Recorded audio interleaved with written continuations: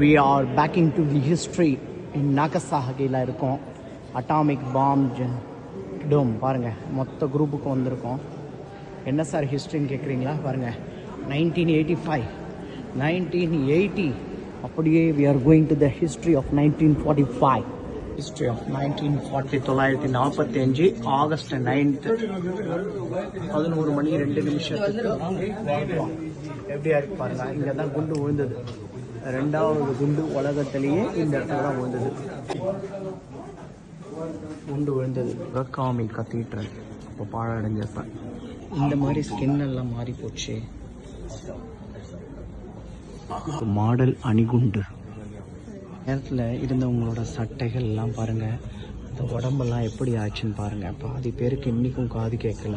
எல்லா பிரச்சனையும் அந்த travel with me Manivannan Krishnan Sanjay 2 9884925. Thank you.